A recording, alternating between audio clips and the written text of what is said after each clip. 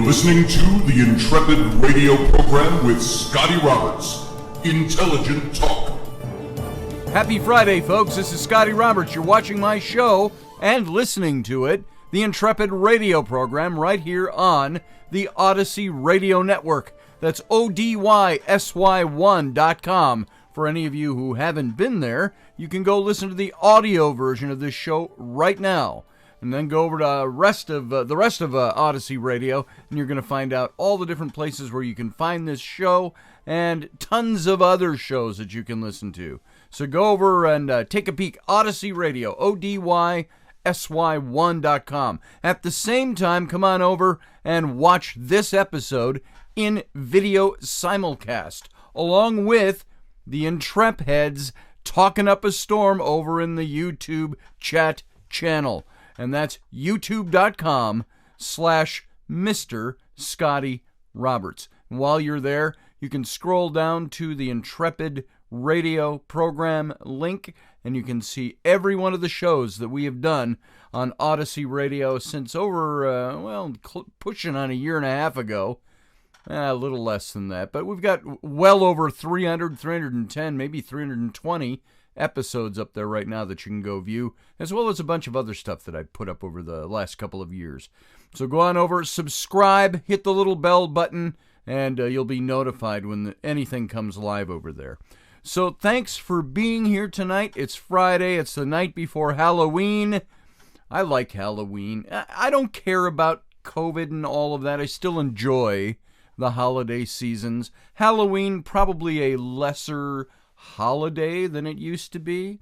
Halloween and All Saints Day, which comes the day after, which will be on Sunday, November 1st this year. And so my kids are prepping for Halloween. I got a chance to put together some t-shirt designs. Mom came to me, Rainey came and said, hey, Ellery would really like, she doesn't have anything to wear to school tomorrow because they're not allowed to wear costumes. That's funny. They can wear masks all year long for COVID, but they can't wear Halloween masks or costumes.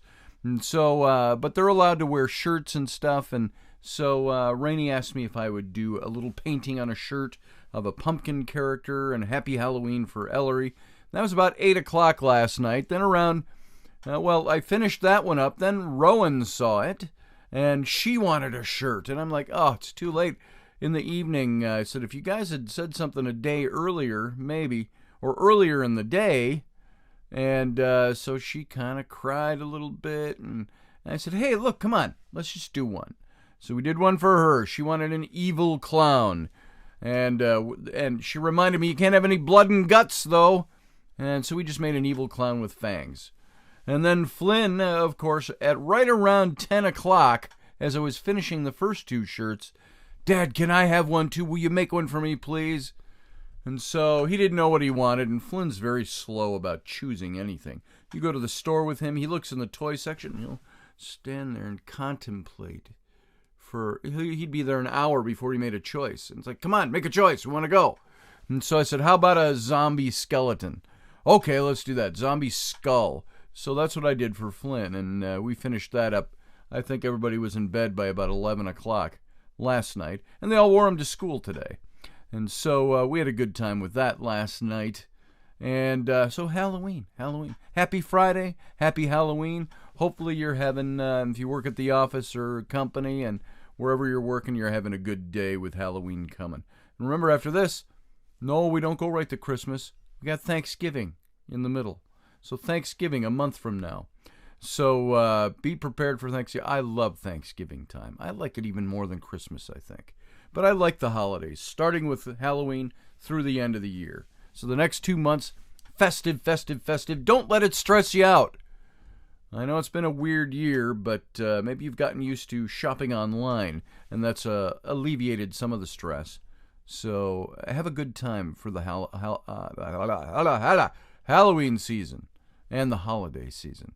All right, that almost sounded like an SBA or a PSA, a public service announcement. SBA, that's the Small Business Administration.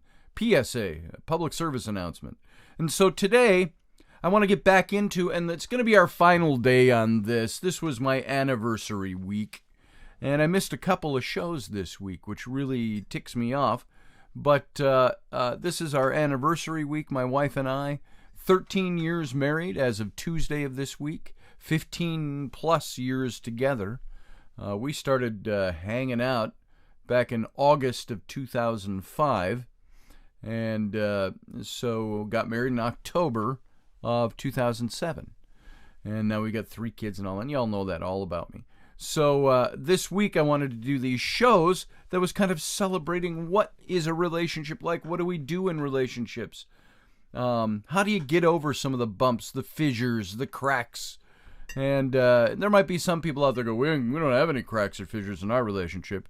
Well, okay, then you're lucky. You're the rare few. There are a lot of relationships because you have 2 different people coming together that creates a lot of friction.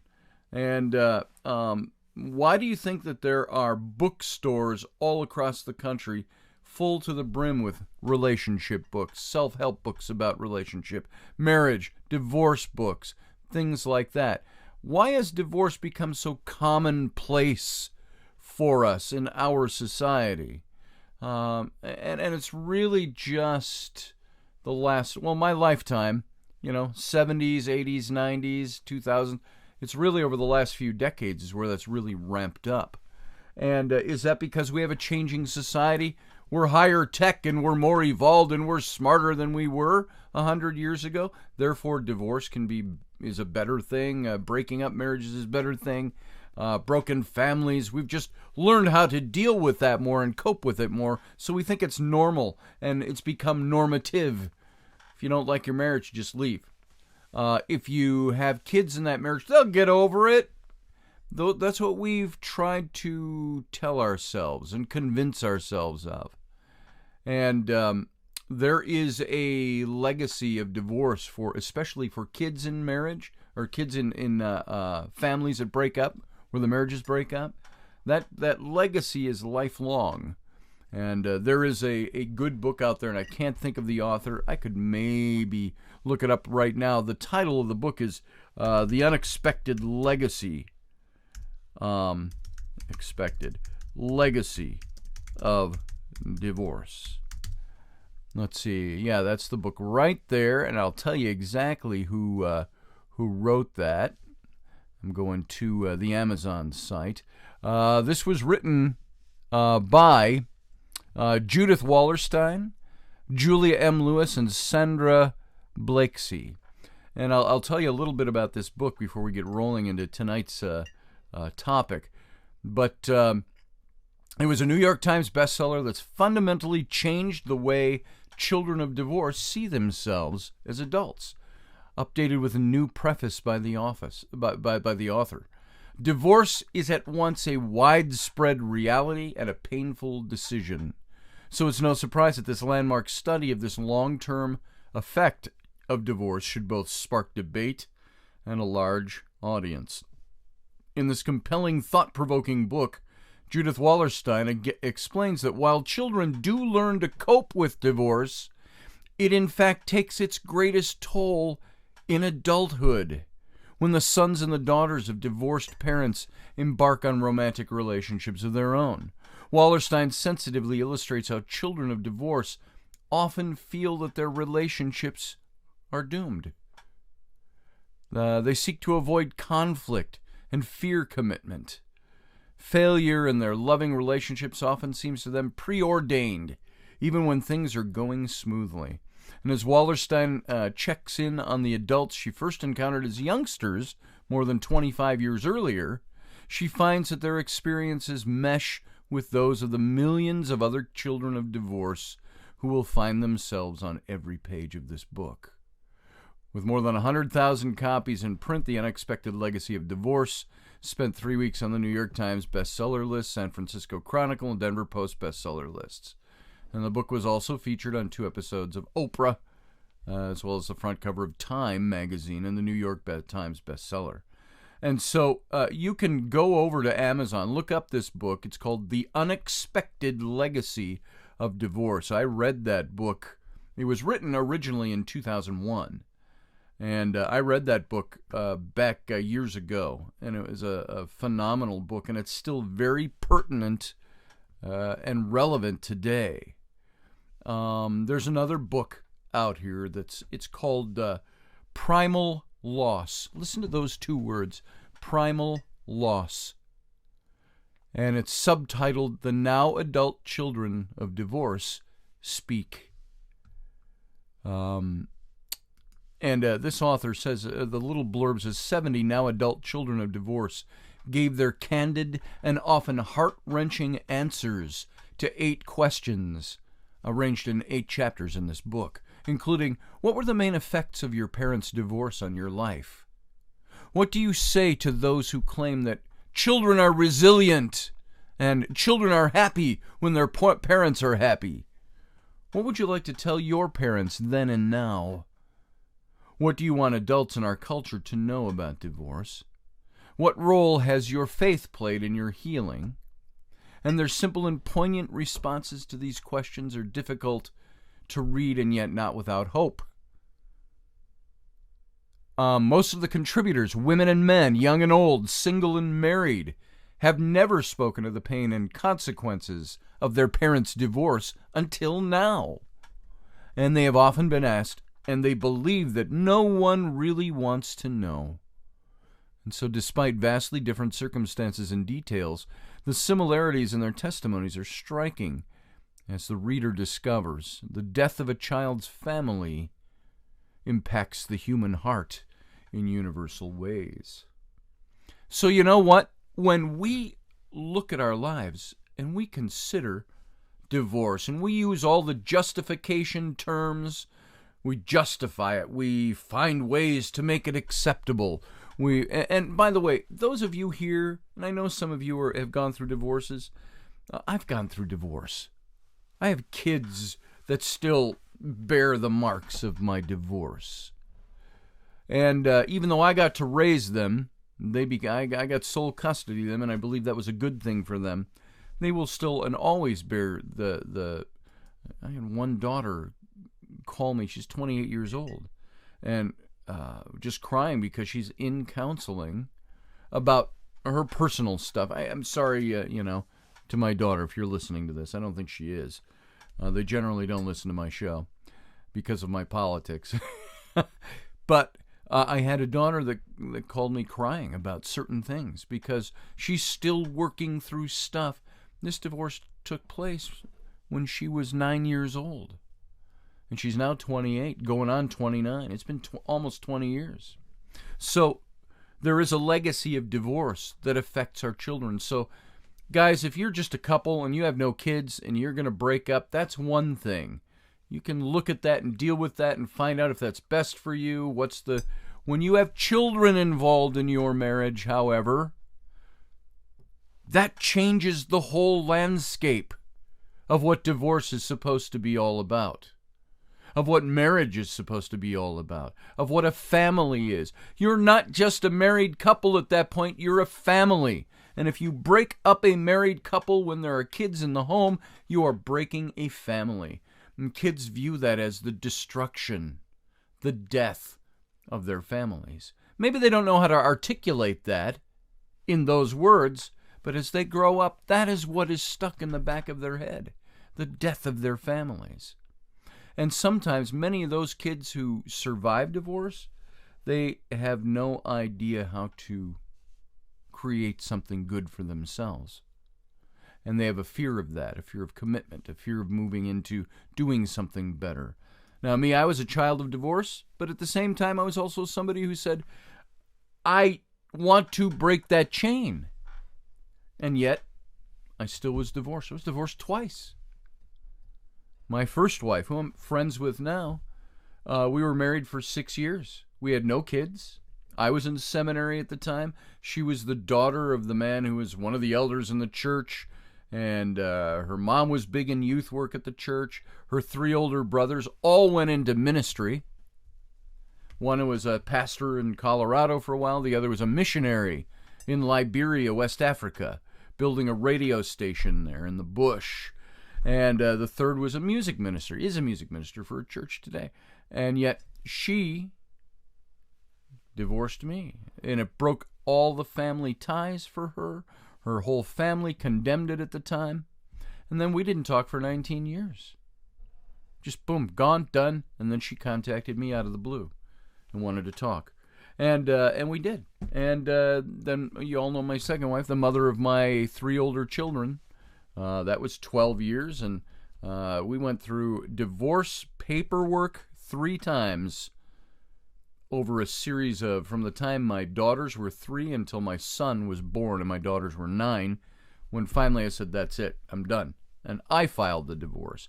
And I won custody of my children, which was the best thing I think that ever happened to them. But all that aside, I've been through it. Some of you have been through it. And I don't want you to listen to this show and feel guilt. I'm not trying to guilt anybody or shame you or make you feel bad for anything that's done. What's done is done. You can't undo what's been done. If you're in the middle of it or considering it, this is where I want you to think about these things. And if you've done this already, if you've gone through divorce and you've got kids that are the victims of the broken family, all you can do is find better ways to work with them as children as they get into young adulthood. So, moving on from that, all of this stuff are the things that we need to consider when we have a relationship that might be on the rocks. Or what makes a relationship last and why should it last is the big question. I read something that on the eve of her marriage, the now late Ruth Bader Ginsburg, whether you like her politics or not, got a piece of advice from her future mother-in-law that resonated through the 56 years of what she described as a marital partnership non-parallel. And in every good marriage, it helps sometimes to be a little deaf. That's what her mother-in-law-to-be told her. She applied that wisdom not only to her relationship with her husband, Marty, but also to her working relationship, noting that when a thoughtless or unkind remark is spoken, just tune those out. Reacting in anger or annoyance will not advance anyone's ability to persuade. I will tell you this. I'll let you in on a little secret about my wife, Rainey. I love my wife, Rainey, immensely. I have a passion for her after 15 years of being together that is unrivaled, I think. But I will say this about her. She can talk to you, maybe on Sunday morning she'll talk to you about some of my faults. But one of the things I learned about Rainey very early on is Rainey is the kind of person where if she gets pissed at you, she'll take a baseball bat and bash out your headlights. I mean, she is that kind of person, and she will go off. Now, whatever her past was that made her that way, she realizes it, she gets it. Sometimes my wife says some really damaging things that if I didn't have a deaf ear sometimes, it's like, I hope you drop dead on the floor and die and have worms crawling in your carcass. Now, she's never said that, but something like that. And I just look at her now if she ever says anything like that, I'm like, yeah, whatever. I said, come on. I said, get naked. And that doesn't always go over well when she's really mad at me. But here's what I'm saying is that we all have that stuff. And sometimes you just have to turn a deaf ear. She turns a deaf ear to me all the time. If I say something she doesn't like, I have a tendency, she gets really angry and says really stupid, what I would call comic book, hurtful things. Hurtful if you're a person who's got thin skin. She says stuff. I, on the other hand, I lecture. I can go on and on and on. And she turns a deaf ear to me, too. I'm like, are you even listening to what I'm saying? And she's on her phone. She goes, uh-huh. And so sometimes it's good, this advice. In every good marriage, it helps sometimes to be a little deaf. And now newlyweds and never-weds can learn a lot from the hard-won wisdom of the long married. And what are some of the words of wisdom that are beyond selective deafness? Now, I'm going to go into I got 5 of these. And, no, I got 7 of these. And we're not going to hit them all before the break, but I'll start with number one. And this is a big one. Don't sweat the small stuff. Pick your battles. As I used to say, is this the hill you want to die on? And for more than just marital difficulties, but all across the board. Is this the hill you want to die on? Pick your battles. Is it really worth a martial confrontation to square off over how a partner squeezes the toothpaste tube or folds towels? Is it worth a skirmish every time a partner shows a bit of attitude or makes a grumpy comment? Not if you want to have a peaceful relationship. You know, there are times I've said to my wife, you know, quoting Patrick Henry, "Is life so dear or peace so sweet that I shall," I can't remember the whole quote, "to remain silent, forbid it, Almighty God, I give me liberty or give me death." She'll say, I'll give you death. So, grumpy attitudes, bad comments. I hope you die writhing on the kitchen floor because you got buried in bacon grease. You know, stupid comments. That's small stuff. Who the hell cares? It's what's going on underneath. So this doesn't mean letting anger simmer.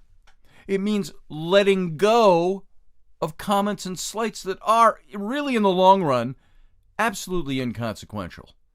This doesn't mean ignoring patterns of verbal abuse. That's different. But letting the occasional snarky comment from a tired, temporarily grouchy, crabby, overwhelmed spouse go. Let those things go. There are times it gets under my skin, but then I have to stop and realize when Rainey does that to me, and I got to stop and realize, well, she just did 4 massages today, or she's had the kids griping at her all day while she's trying to accomplish something around the house. And so I get it, and I have to not react. So not everything warrants a confrontation. There are times when the best reply is to play dumb. Silence. Or a warm touch or a gentle comment that he or she must have had a difficult day or be very tired can soothe the partner. Now, sometimes I say that with a little tongue-in-cheek. Rainey will yell at me, I'll go, "Rough day?" Sometimes it works because there's humor in it, sometimes it doesn't. So, first one, about what you do to build a long-term relationship that lasts. Don't sweat the small stuff. And that's a book I saw. Don't Sweat the Small Stuff is the title, and it's subtitled because it's all small stuff. So, folks, we got to go out to break. This is the end of the first half. Sit tight. We'll be right back.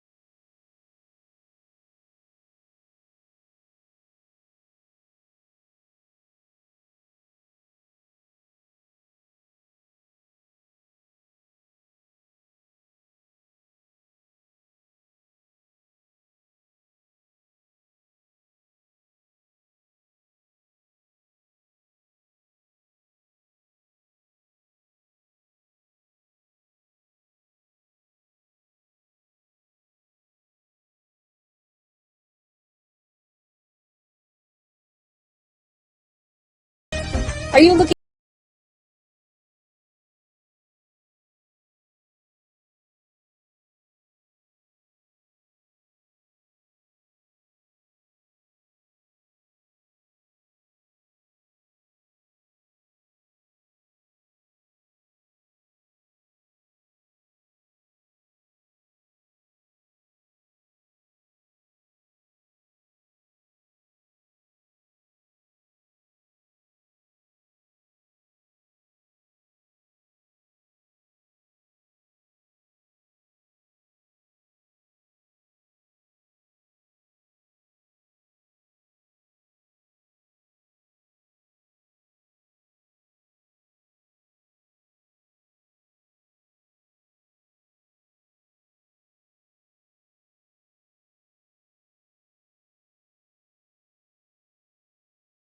Thanks for sitting tight. This is Scotty Roberts. You're listening to my program, the Intrepid radio program, right here on the Odyssey Radio Network. That's ODYSY1.com. Come on over, see all the goodness that's Odyssey Radio. At the same time, come on over to my YouTube channel. If you're not there already, watch the video simulcast of this show. See my spiffy Western cowboy shirt. Yippee-ki-yay, MFers. Or is it Yippee-ki-yay-AF? So come on over, watch the video simulcast, join the chat room with your fellow Intrep heads already over there talking up a storm about tonight's topic. So that's over at youtube.com/Mr. Scotty Roberts. And at the same time, while you're at it, go on over, take a look at my website, scottallenroberts.com. That's Scott with 2 T's, ALAN, Roberts.com. And see all the stuff I do. I do art and design. I've got links there for Son of a Patriot, which if you're watching the show, you can see that right down here in the lower corner, the Son of a Patriot logo. And go on over, take a look at all the stuff we put together. And T-shirts, hoodies, all of that stuff. Coffee, oh, this isn't one of mine, but you get it. So thanks for being here. Let's continue on. We're talking about relationships. Because, what is it? It's a Friday of my anniversary week. Been married for 13 years to my lovely wife, Rainey. We've been together for 15 plus years. And so I thought the reason I'm doing these shows is because we're now at that stage where people look at you and go, we've been together for 15 years. And people go, congratulations. Why do people clap at that? Because it's so rare that people stay together. Why do you get together and get married in the first place? So you can plan for having a divorce 7 to 9 years down the road? Hey, we're going to get married, but, it's permanent. Oh, you're the one I want to be with forever, unless we get divorced. I heard somebody say, you got to build up that nest egg just in case, so you got money to fall back on if you need to get a divorce. It's like, well, what the hell are you getting married for if you're not thinking that this is something that I want to have for life? This is something I want to do. So that's something we're thinking about. And that's why I'm looking at all this week the things that we have as problems, the things that are problematic in our marriages. How do we get over those things? How do you overlook those things? And there's tips here, and we're going through those. Number one, we already hit, don't sweat the small stuff, because it's all small stuff. That's where we left off in the first half. Now, the second one is, don't panic during times of distance. All right? In every marriage, there are times of closeness, and there's times of distance. Don't panic during those times. As a marriage and a family therapist, no, I take that back. I am not a family therapist. I have dealt mostly with guys in troubled marriages when I was in ministry and doing stuff, in lay ministry and things like that. So, as somebody who's talked to a lot of people, let's put it that way, I've seen too many young couples that panic at the first sight of distance between the two of them.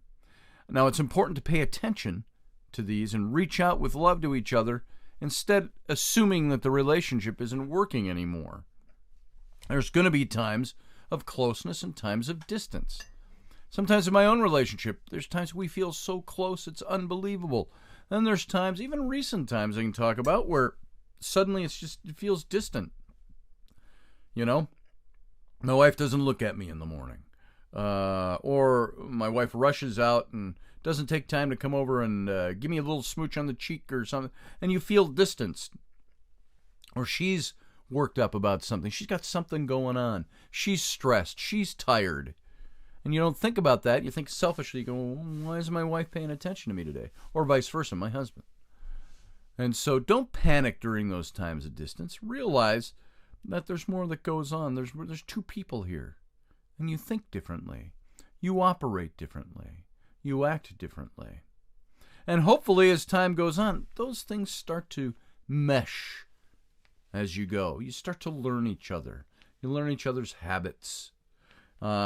It's like that song from My Fair Lady, and it went through my mind the other day. It's called I've Grown Accustomed to Her Face. It's the professor. It's a totally different situation. It wasn't a marriage, but somebody he was in love with. And he's talking about seeing her face, and he says, and hearing her voice, he says, it's like breathing out and breathing in, was the words of that song. I want to quote some accustomed to her face. I want to show you the lyrics, or have you hear the lyrics of this. The song starts in that movie with Henry Higgins, the professor. He's going, damn, damn, damn, damn. He starts yelling because he was saying that he was a man that would never get involved with anybody, never get tied down by a relationship or a marriage. And he says, damn, damn, damn, damn. And he's singing, I've grown accustomed to her face. She almost makes the day begin. I've grown accustomed to the tune that she whistles night and noon. Her smiles, her frowns, her ups, her downs are second nature to me now, like breathing out and breathing in. I was serenely independent and content before we met. Surely I could always be that way again, and yet I've grown accustomed to her look, accustomed to her voice, accustomed to her face. I can see her now, Mrs. Freddie Ensford Hill. She got involved, he thinks, with another man. In a wretched little flat above a store. I can see her now, not a penny in the till, and a bill collector beating at the door. She'll try to teach the things I taught her and end up selling flowers instead, begging for her bread and water while her husband has his breakfast in bed. In a year or so, when she's prematurely gray, and the blossoms in her cheek has turned to chalk, she'll come home and lo, he'll have upped and run away with a social climbing heiress from New York. Poor Eliza, how simply frightful, how humiliating, how delightful, how poignant it'll be on that inevitable night when she hammers on my door in tears and rags, miserable and lonely, repentant and contrite. Will I take her in or hurl her to the walls? Give her kindness or the treatment she deserves? Will I take her back or throw the baggage out? But I'm a most forgiving man, the sort who never could, ever would, take a position and staunchly never budge, a most forgiving man. But I shall never take her back if she even came crawling on her knees. Let her promise to atone, let her shiver, let her moan. I'll slam the door and let the hellcat freeze. But I'm so used to hear her say, good morning, every day. Her joys, her woes, her highs, her lows, are second nature to me now. Like breathing out and breathing in. I'm very grateful she's a woman and so easy to forget. Rather like a habit one can always break, and yet I've grown accustomed to the trace of something in the air. I've grown accustomed to her face. he says. And so you have to take the comedy of that song with what was going on in the movie, in the storyline. But don't panic during times of distance. Build those things, growing accustomed to that person, how they act. It's like breathing out and breathing in. Number 3, express appreciation and love at every opportunity. Guys, do you do that? Men, do you do that to your wife? Women, do you do that to your husband? Express appreciation and love at every opportunity. Sometimes expressions of appreciation for what a spouse said or did or remembered is at least as valued as expression of love. So, people have been married a long time. I've known a couple that were married for almost 50 years. And the man said that he especially enjoys hearing words of appreciation because it's a way of letting your partner feel seen, heard, noticed for specific things. It's important to feel love, of course, but feeling appreciated is equally important for a happy relationship. Do you feel appreciated in your relationship? If you don't, let me ask you a question. Do you express appreciation for the other person in your relationship? Remember when I talked about that guy who sat across the table from me and I had to make a list of the 20 things he would do if he loved his wife? And then I said, go do them. This is what that's about. Even if you don't feel appreciated, even if you think that there's distance, think there's a problem in your relationship and all of that stuff, sometimes just doing is what makes that work better. Maybe you don't appreciate your husband all the time. Maybe you don't appreciate your wife all the time. But maybe that's because you don't look at all that they do in life and remind them of how much you appreciate them. So the doing of it makes it flow. I tell my wife all the time how much I appreciate her and appreciate what she does, the hard work she does. Sometimes I chide her for doing too much work. Will you stop doing shit? Go to bed. It's 11 o'clock at night. That doesn't need to be done tonight.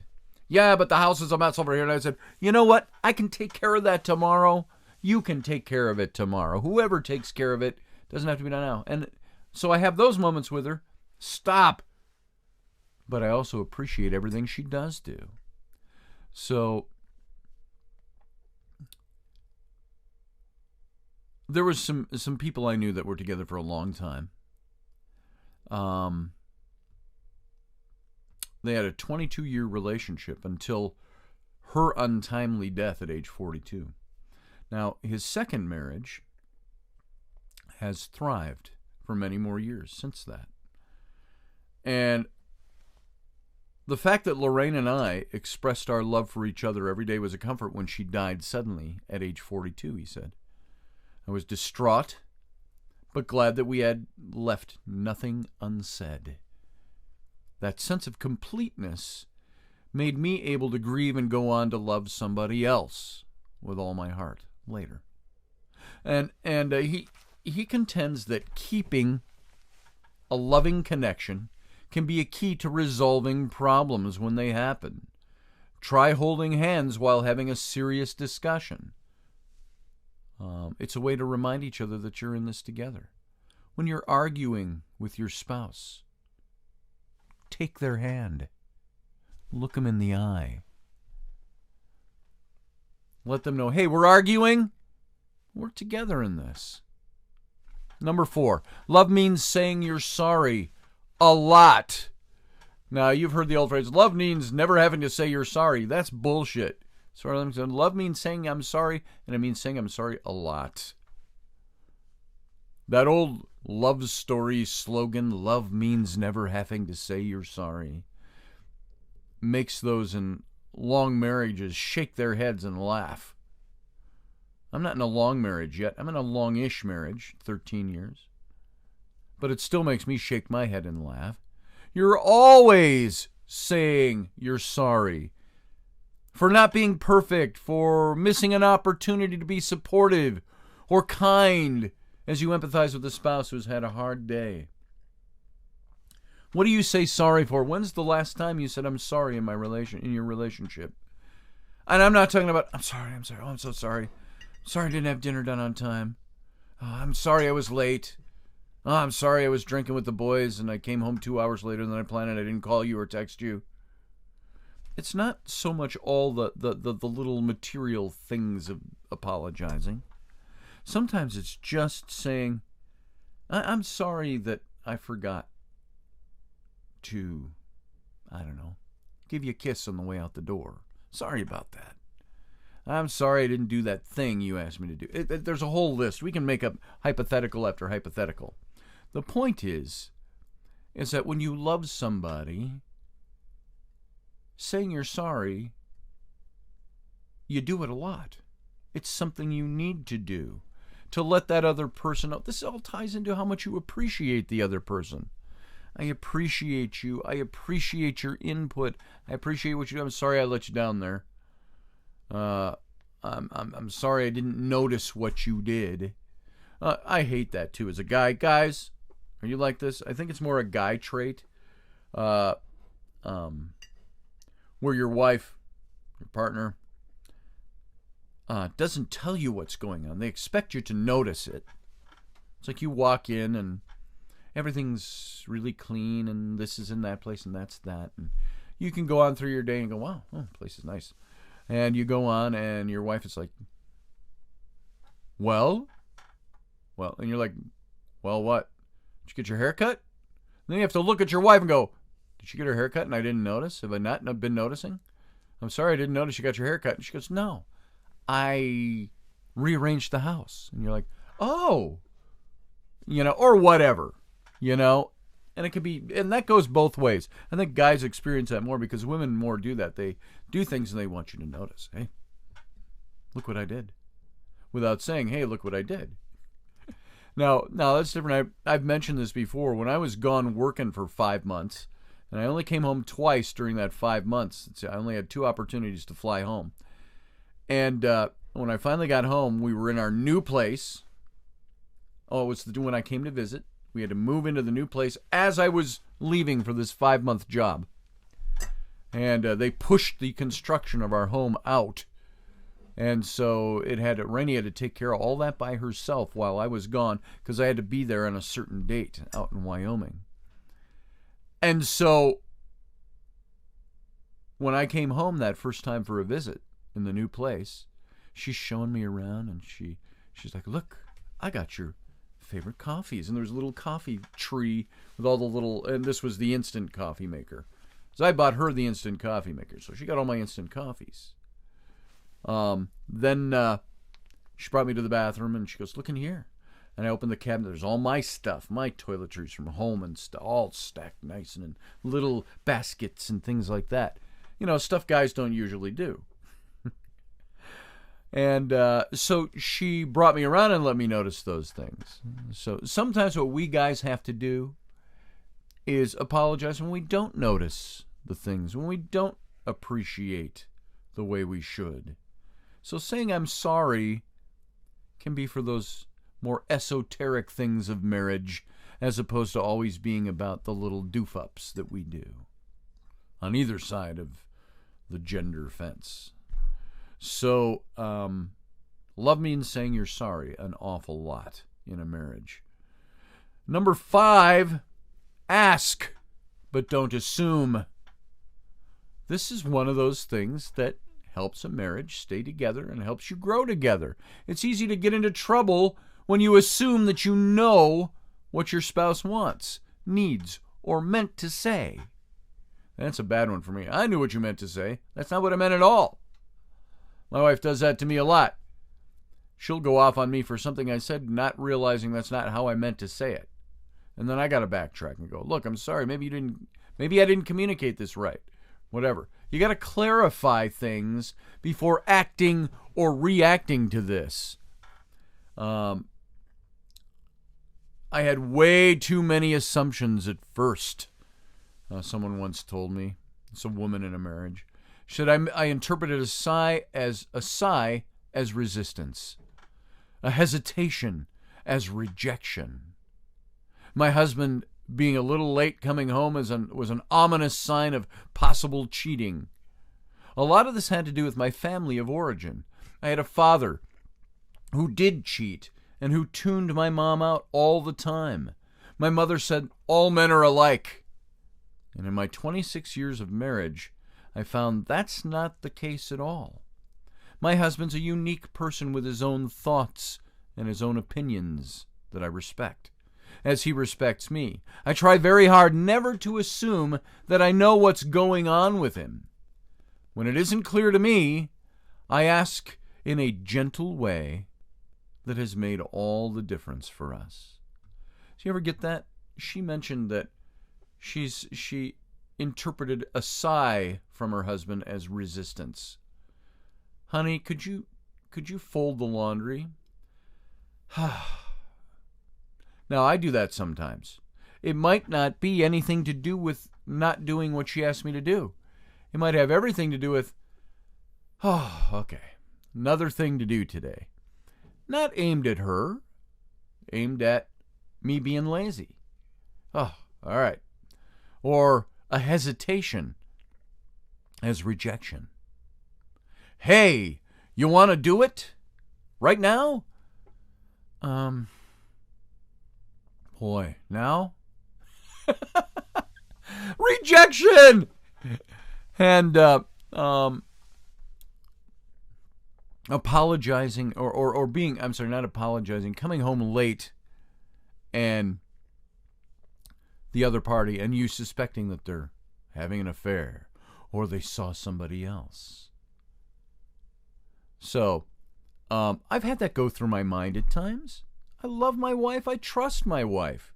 But there's times she's like, okay, yeah, I'm going to do this massage and I'll be home by 6. And she comes in around 9 o'clock and she's bringing leftovers of prime rib and stuff like that. And I go, in the back of my head, it's like, who'd you have dinner with? Now, asking that shows I immediately have distrust and I'm misinterpreting what she did. And then, by the way, in that particular instance, she came home and she had the leftovers. She said, Kendra and I had a cancellation, so we just went out and had some drinks and steak. Here's some leftover prime rib I brought you if you want it. I couldn't eat the whole thing. So, boom.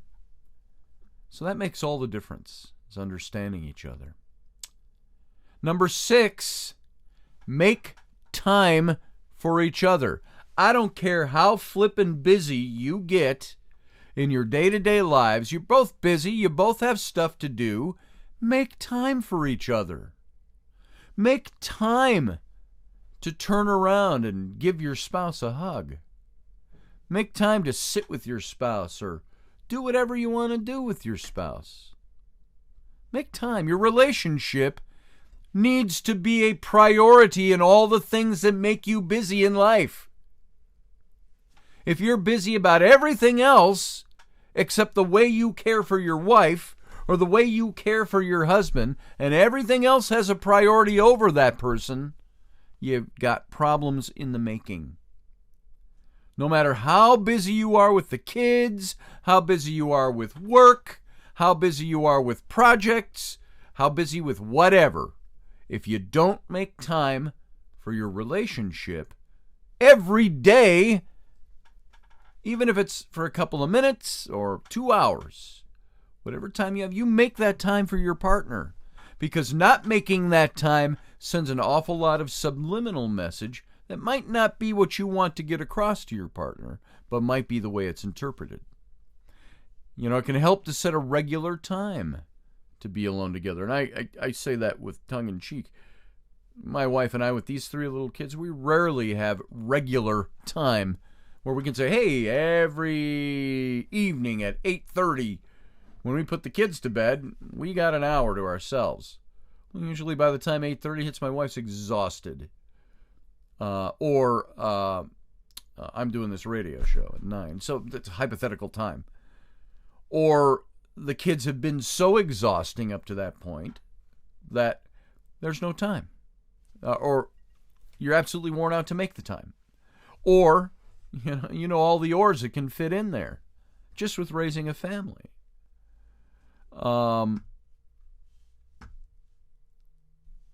when Rainey and I were first together. It was a blended family.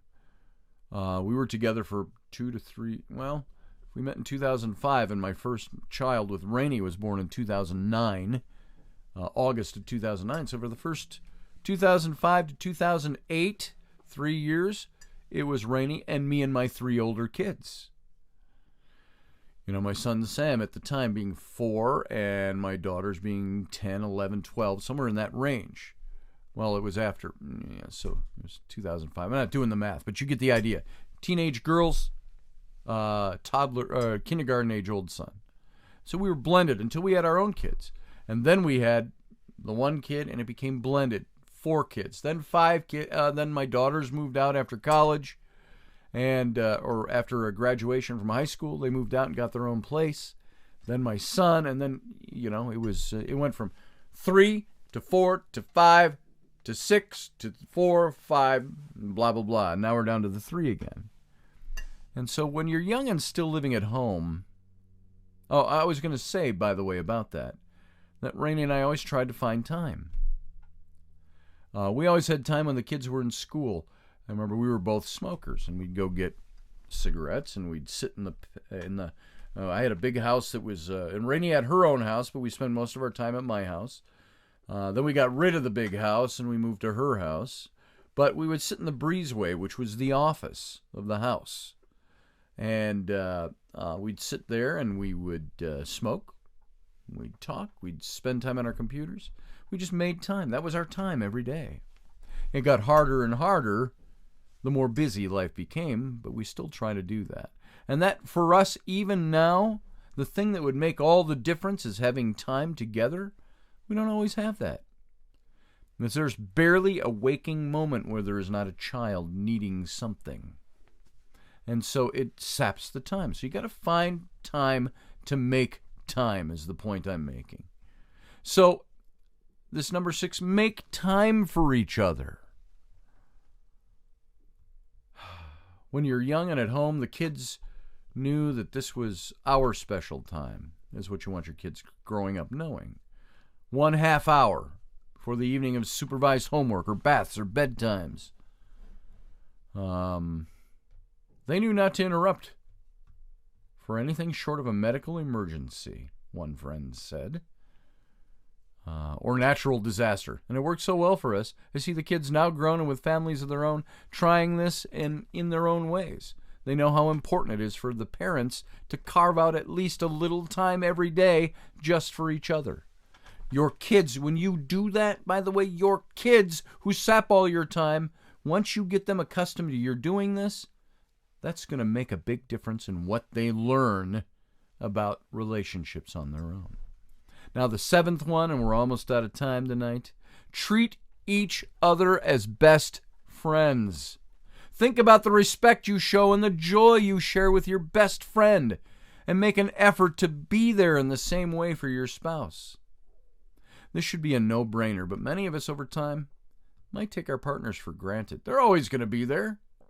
We didn't realize how thoughtlessly we treated each other until we saw a comedy sketch where a couple treated 2 dinner guests the same way that family members all too often treat each other. The skit was hilarious. It was painful. Right away, you make an effort to treat each other the way we felt about each other, and as best friends for life. And what a difference that can make in a relationship. Kindness and courtesy go a long way toward creating marital happiness and joy, utter true happiness in being together. So I'm going to leave you with that because we're out of time. Thanks for being here, folks. See you on Sunday morning at 9 a.m. Central Standard Time, 10 a.m. Eastern, 7 a.m. Western Time. Come on over to It's Sunday right here on my YouTube channel. And then we'll see you again next Monday night, 9 p.m. Central Standard Time, for the Intrepid radio program. So thanks for being here. You guys have a good night, good